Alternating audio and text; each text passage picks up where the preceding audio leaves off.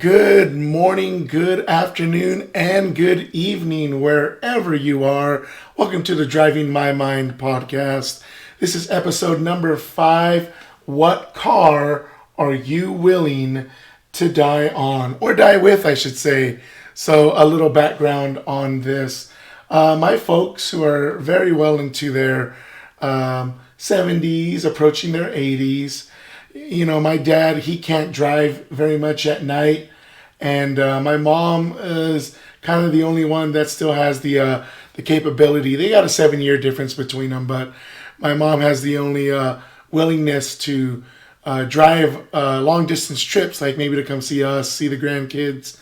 And so they've had a 2011 Ford Edge ST for quite a while, and it's had its share of problems, but nothing exorbitantly expensive. But it's an outside car, paint starting to fade, headlights starting to fade. We polished the headlights pretty well with some of the chemical guys compound, and we're preserving it as much as we can. But it's a commodity car, and it's something that both of them can actually drive pretty well. But it's time, it's been over 10 years, and it's time for them to get a car, right? And so they've been looking, as previously mentioned in some of the other podcasts, they were looking at an Explorer ST, which may have been overkill for them, right? And they really enjoyed the Ford Edge. It's a car that fit their needs. And so I thought that they were probably going to get a Ford Edge ST, right? And it just so happened, right, because my mom has been adamant about V6.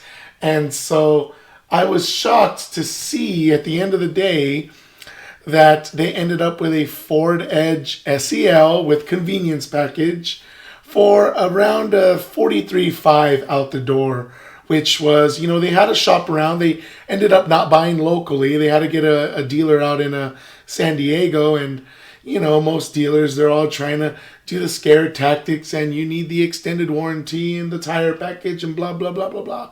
And, just trying to run amok with, my septuagenarian parents. But they ended up, getting a good deal. And I think the financing, Ford was offering a special financing for 72 months. So the interest rate wasn't going to be killing them. But they ended up with that, which I was shocked. It definitely wasn't my first choice. I've never seen my mother interested in a 4-cylinder, but she ended up going that route. And I haven't been it. I haven't seen it, but it definitely gave me the thought and gave me the topic for today's episode. What car are you willing to go out on, right? What is the last ride purchase you are willing to buy or drive when you're in your 70s and 80s? And it's a thought that, it's a scary thought for me because, my parents, this is their last car. After this point, they're going to be into their 80s and 90s, God willing, and it's not going to be much fun for them driving around, if that. And, my mom and my parents, they are not car people whatsoever. As I mentioned in kind of my long form interview, they've had Ford Thunderbird, which was kind of cool when I was 5 or 6 years old. They had a V8 but ever since then, they're a Ford family, but they've had a Ford Aerostar, Ford Windstar. They briefly went to Honda, and that's where I kind of had my love for Honda, the Honda Civic Hybrid, which my dad still has, but dude, that thing's on its last legs too. Honda Accord 2000, Honda 2003 Accord, so they had their stint with Honda, and then they went back to Ford in 2011 with the Ford Edge. They really liked the styling. It had a V6, had the same V6 from the Mustang at the time, and I guess this is the car. They're going to go out on a Ford Edge. And it's like they're not car people. And, my aunt, similar. She's well into her 80s for sure. And her last car is a Toyota Camry. Just practical, simple, never breaks down, nothing you need. Now my mom's rolling the dice with this Ford Edge 4-cylinder turbo, but she's always been a Ford girl, and the dealer, she always gives them their business. But it just got me thinking, like, when I'm their age, or if I'm on my deathbed, if I've been diagnosed with an uncurable disease, like, what is the car that I'm going to go out on? What is going to be my last purchased vehicle? Somewhat morbid of a topic, but it's always in the back of my mind, and I'm pretty sure it's probably in the back of your guys' mind as well, is the car that you're going to die with. And, we go to these car meets and we see the older guys, and, they see the cars that they bring out, and, those are always going to be cars that we connect because they're at a car show or a car level. I'm going to take out my 2003 Honda S2000 as much as humanly possible, right? I'm going to take out hopefully my LC, and it's going to be much more appreciable, 20, 30 years down the line. But I'm saying my last car, my last vehicle purchase, I'm already on Medicare, I'm living off my pension. What is it? What's the car that I'm going out on? So I wanted to talk briefly. Let's talk about what influences a seniors person and their buying decision. You have to think about it. They're on a fixed income, right?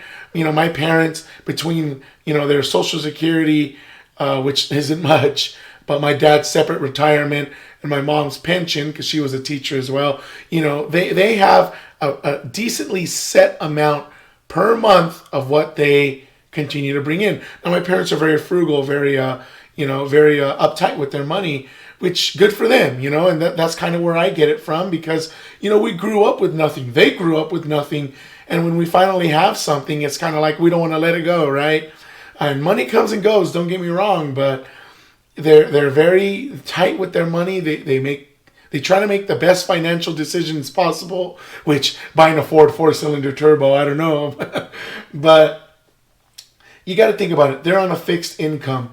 And so you got to think about what purchase price makes the most sense for them at the time where, they're trying to enjoy the last moments of their lives, the sunset years, and they want to go on vacation, they want to travel, they want to see the grandkids, they want to make sure that we're taken care of. And, again, God willing, nothing bad happens to us where they need to support us in any way, shape, or form. So with that in mind, also think about, you're getting old. My mom's a heavy set woman and my dad's more of just a regular guy that, can lose 10 or 20 pounds, but he's actually in pretty good shape, very active, still volunteers at the high schools. And so you want a car that's easy to get in and out of. And for my mom, it's an SUV. For my aunt, that's well into her 80s, it's the Toyota Camry. But a car that's easy to get in and out of. And what is the purpose, right?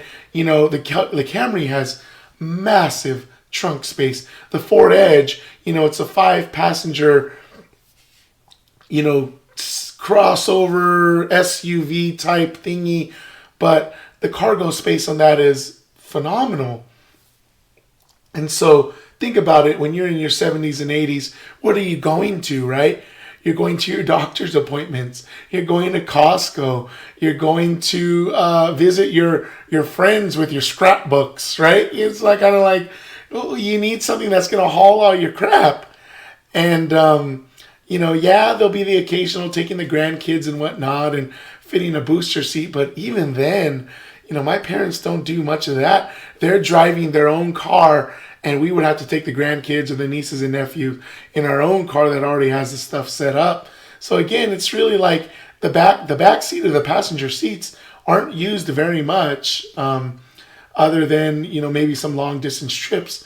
I know that they tend to go out to Arizona, which is about a 4.5 hour drive for them, to visit some of my aunts out there. And it's kind of like, other than that, being on that fixed income, being a car that, what is its purpose? It's just how comfortably you can travel, your gas mileage, how that affects your bottom line and your bottom dollar. And I don't want you to think about this as a car enthusiast. Again, we're going to die on our Mustang GT350s. We're going to die on our LC500s. But what do you think at the end of the day when we can't drive that S2000 anymore, when I can't get into that, when I can't, comfortably get out of my LC500? What is that daily going to be for you? As much as I love my 2000 Nissan Frontier manual, if I'm 70 years old still trying to shift gears, hopefully I have the body and the ability to do so. But gosh, like if it exhausts me to get from one doctor to another shifting gears, into my 70s, that's going to be a problem, right? And so what's going to be my daily? What's going to be the car that I purchase and say, this is it, this is my last run of it? Think about the features, right? Think about what appeals to the seniors. I know for my parents, it definitely was not the tech, right? They didn't need all that Ford craziness nonsense with a giant tablet looking screen and all that stuff. Although I don't know if it has it or not, right? But you're thinking, it was funny, the auto start and stop. My mom was like, how in the world do I even turn this off? And of course, there's no button or anything of that nature. That's just simple on and off switch, like a Honda, right? They have to go into the menu, they have to dig into the menu, and they have to turn that thing off. And they have to do it every single time. And so, what is it that's going to appeal to you as a senior? For me, I would say it's going to be comfort. Like I said, the less anxiety, stress, the less I need to use my senses or focus primarily on just driving and not having an accident because my mind is slowly slipping away. I think that's going to be absolutely crucial and critical. Again, gas mileage, easy access and moving about in the parking lot, right? Again, you hear the stereotypical stories of, the senior that's, can't park in her parking space straight and can't see that she's about to hit something or scrapes the wheels on the curve. And, it's something that I hope maneuverability is something that I would choose as a senior. And I haven't driven the Edge. I know it's kind of a clunker, at least the 2011, when it comes to the turning radius. And, I've had to do several 3-point turns in that. So I wonder how the new one is and the steering feel, how quick it is and how they go about with that. But that would definitely be something as a senior I would consider. And again, tech, right? If I have to navigate so many menus in order to get to something, that's where the physical controls come into place. Don't get me wrong. The youth want to know how their phone integrates into the car or how to program the Bluetooth, right? But as a senior, you're thinking to yourself, how do I turn on the AC? How do I set it and forget it and adjust the temperature and get comfortable and cozy in my vehicle for my trip to my doctor's, right?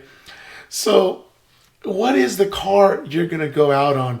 My list would include like a Porsche Macan, right? SUV, still a lot of fun.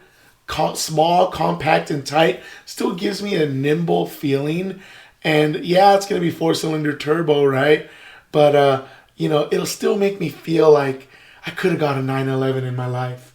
I definitely put Porsche Macan up there as a fun, sporty, reasonable purchase that I can get used for anywhere between $40,000 and $60,000. Now, again, we're talking about, in 2040, 2050, when I reach that retirement age, who knows what cars are going to be available and out there. But if I had to retire tomorrow and I'm a septuagenarian magically, what am I going to go out on? Definitely a Porsche Macan is up there. I was thinking with my poor auntie in her Toyota Camry, honestly, that's not a bad choice. Maybe I would do the Camry TRD, right? Get a V6, get the funky little spoiler, but it still has the practicality of a Camry. And so, I'm thinking about styling in that aspect. And, currently, I don't know if I would do a TRD Camry whatsoever. I'd rather have a more sporty saloon like a used WRX STI, or heck, even the new one, the new WRX. But I would think if I'm into my 70s, yeah, a Camry TRD would kind of be a good choice. Honda Civic Sport, right?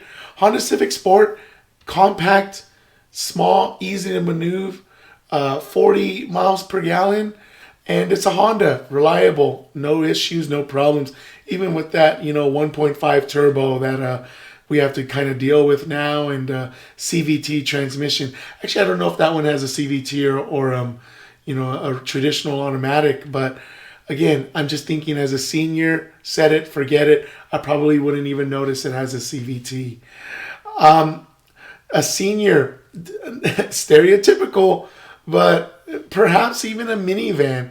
You see those seniors with like the minivans and like bringing all their senior friends down to the center for bingo night and whatnot. But the minivans of today, I mean, drive just like cars, super quiet, super smooth, tons of space. Heck, I can get my wheelchair in there, God forbid if I needed one of those.